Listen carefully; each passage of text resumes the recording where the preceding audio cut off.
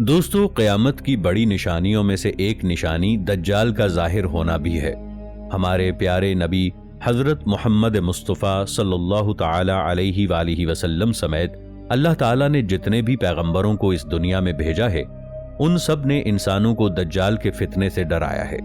اس سے یہ اندازہ ہوتا ہے کہ دجال کتنا بڑا خطرناک اور شر پھیلانے والی مخلوق ہوگی۔ دجال عربی زبان میں جال ساز، ملمہ ساز اور فریب کار کو بھی کہتے ہیں۔ دجل کسی نقلی چیز پر سونے کا پانی چڑھانے کو کہتے ہیں۔ دجال کا یہ نام اس لیے ہوگا کیونکہ جھوٹ اور فریب اس کی شخصیت کا نمایاں پہلو ہوگا۔ اس کے ہر کام میں دھوکہ دہی اور غلط بیانی کا عکس ہوگا۔ کوئی چیز، کوئی عمل، کوئی قول اس شیطانی عادت کے اثرات سے خالی نہ ہوگا۔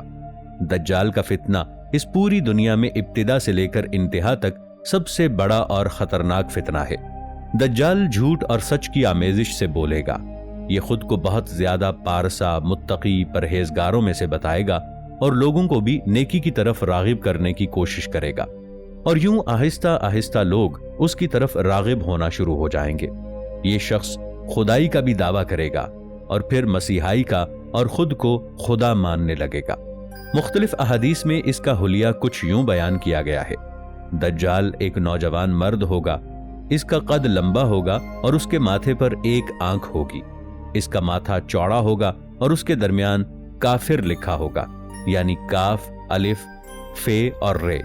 ہر مسلمان جو ایک خدا پر ایمان رکھتا ہوگا، چاہے وہ پڑھنا جانتا ہو یا نہ جانتا ہو، وہ ان الفاظ کو آسانی سے پڑھ سکے گا۔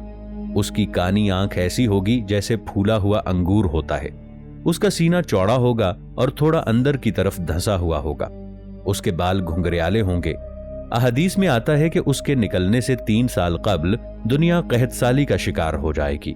پہلے سال آسمان سے 1/3 بارش برسنا بند ہو جائے گی اور زمین 1/3 فصل اگانا بند کر دے گی۔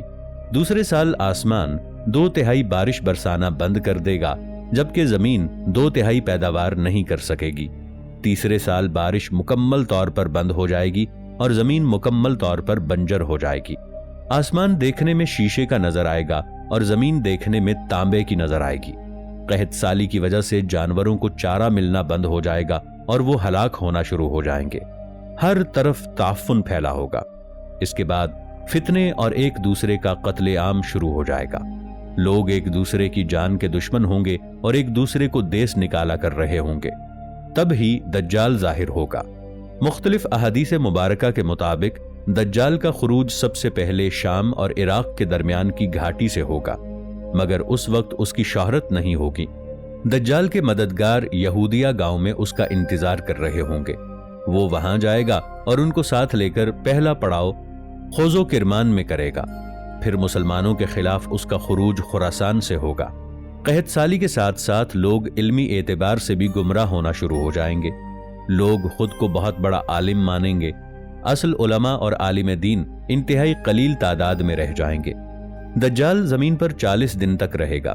اس وقت کا ایک دن 1 سال کے برابر ہوگا، پھر ایک دن 1 ماہ کے برابر ہوگا، پھر ایک دن 1 ہفتے کے برابر ہوگا۔ باقی دن عام دنوں کی طرح ہی ہوں گے۔ ان 40 دنوں میں دجال اپنے گدھے پر سوار ہو کر پوری دنیا کا چکر کاٹے گا۔ وہ گدھا جسامت میں اتنا بڑا ہوگا کہ اس کے دونوں کانوں کا درمیانی فاصلہ 40 ہاتھ کے برابر ہوگا۔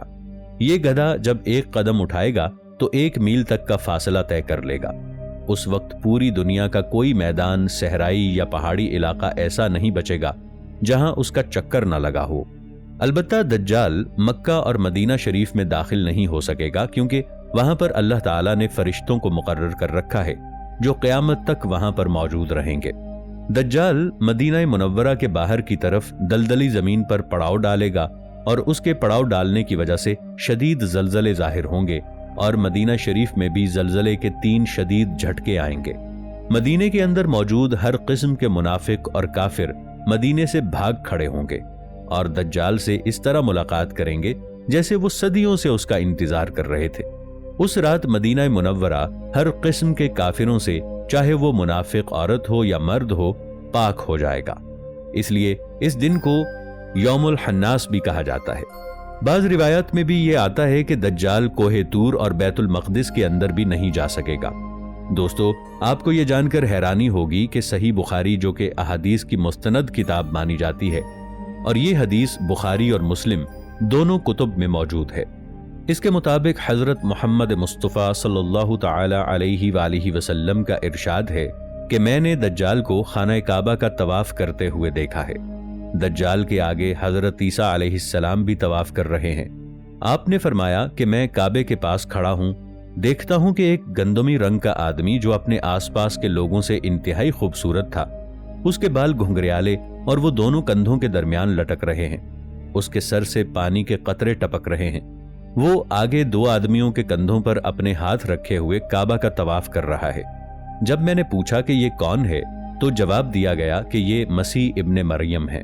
پھر میں نے ایک اور گھنگریالے بالوں والے شخص کو دیکھا جو ان کے پیچھے تھا، اور وہ ایک آنکھ سے کانا تھا۔ یہ بھی ایک شخص کے کندھے پر ہاتھ رکھے ہوئے بیت اللہ کا طواف کر رہا تھا۔ میں نے جب اس شخص کے بارے میں پوچھا، مجھے بتایا گیا کہ یہ مسیح دجال ہے۔ نبی کے خواب ایک وحی کی طرح ہوتے ہیں، مگر طواف کعبہ والی بات دجال سے مطابقت نہیں رکھتی۔ دجال اور حضرت عیسیٰ علیہ السلام کا کعبے کے اندر ایک ساتھ طواف کرنے کا کیا مطلب ہے؟ اس حدیث سے یہ پتہ چلتا ہے کہ دجال خانہ کعبہ کے اندر داخل ہوگا اور وہ حضرت عیسیٰ علیہ السلام کی طرح طواف کر کے لوگوں کو گمراہ کرنے کی کوشش کرے گا۔ حدیث مبارکہ میں ہے کہ حضرت عیسیٰ علیہ السلام آسمان سے دو فرشتوں کے کندھوں پر ہاتھ رکھے ہوئے مقام دمشق کی ایک مسجد کے مینار پر اتریں گے، اور طواف کعبہ کے وقت یہ دونوں فرشتے ہی حضرت عیسیٰ علیہ السلام کے ساتھ ہوں گے۔ عیسیٰ علیہ السلام نے انہی فرشتوں کے کندھوں پر ہاتھ رکھا ہوگا۔ دجال بھی بالکل اسی طرح ایک شخص کے کندھے پر ہاتھ رکھ کر طواف کعبہ کرے گا اور حضرت عیسیٰ علیہ السلام کی طرح بننے کی پوری کوشش کرے گا۔ دوستو، اب آپ کے ذہن میں یہ سوال آ رہا ہوگا کہ دجال کو خانہ کعبہ کے اندر آنے کی اور طواف کعبہ کی اجازت کیسے ملے گی؟ تو اس کا آسان سا جواب یہ ہے کہ اس وقت دجال نے خدائی کا دعویٰ نہیں کیا ہوگا۔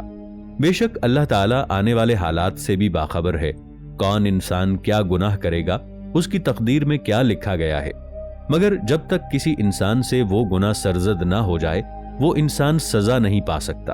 دوستو، ہمارے سامنے اس کی ایک مثال ابلیس لعین کی ہے۔ وہ انتہائی نیک، پارسا اور متقی تھا کہ اللہ تعالیٰ نے اسے فرشتوں کی صف میں شامل کر لیا۔ وہ بہت بڑا عالم تھا کہ فرشتے اس کی محفل میں آ کر بیٹھا کرتے تھے، اس سے علم حاصل کیا کرتے تھے۔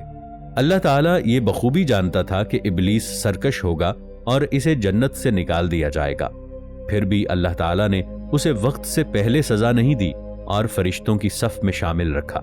جب تک نمرود اور فرعون نے خدائی کا دعویٰ نہیں کیا، اللہ تعالیٰ نے ان پر کوئی کسی قسم کا عذاب مسلط نہیں کیا۔